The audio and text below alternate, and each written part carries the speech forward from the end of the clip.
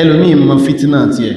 ẹlòmí àdámà rẹ̀ ní wípé ọ̀bìnrin bóyá kankan kí róbìnrin ìwọ tó gbọ́dọ̀ jẹ́ sister coordinator wallahi mi ń bá bí kíyàn mara rẹ̀ ni ya ọgbọ́n sí ni ya mara mi Yusuf alayhi salatu wassalam wa in lam tasrif alayhi tasrif kaydahunna tasrif anni kaydahunna asbu ilay ẹmọ̀ tó máa asbu ilay yìí akunu indahunna sabiyya ma dìdàkùdà sọ́wọ́ ilé lọ́wọ́ wọ́n gba ọpọlọ mi tí máa dàbí ọmọdé ní asbu ilayhinna akunu kasabiyyin inda wọ́n mọ̀ ọpọlọ mi sí ọlọ́run tó bá gbà lọ́wọ́ wọn ẹ̀rí ó ní mọ̀ná sábà ṣe gbọ́dọ̀ wà pé asígọ́rù ló fi kún asbu ilayhinna máa dẹ tí ò lè dánú rò mọ́ obìnrin lè bá ẹmọ́ ní ẹ̀dẹ́ tí yàn ti build for long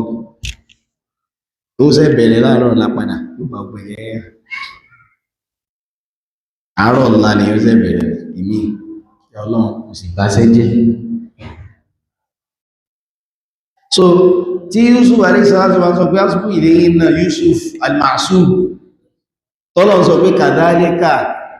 linasrifa anhu as-su'a wal-fahsha àwọn alágbé nasrifa anhu as-su'a agbébàjẹ́ dábò fún àti ẹ̀dí òdọ́dọ̀ rẹ̀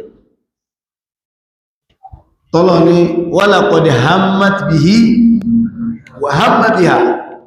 Yusuf náà tí wọ́n pé ọlọ́mọ ṣàánú mi ara àwọn àfáà tó tú otherwise Sheikh Muhammad Mukhtamin Alamin Shinkiti wọ́n ní àmọ́ bí á bí ó túnmọ̀ sí pé Yusuf gbà bẹ́ẹ̀ ìmì náà sì gbájọ́ tí wọ́n kọ́kà yìí wọ́n máa wẹ̀rí kan wá tó jọ pé àwùjọ bẹ́ẹ̀ nígbàtà kankan mẹ́rin àmọ́ bí ara mi sórí láúlá ẹ̀ ló dá gbogbo ìlú padà láúlá ti dá gbogbo ìlú padà àmọ́ bí ara reality rẹ̀ ni pé ó ṣe pé èèyàn ni wà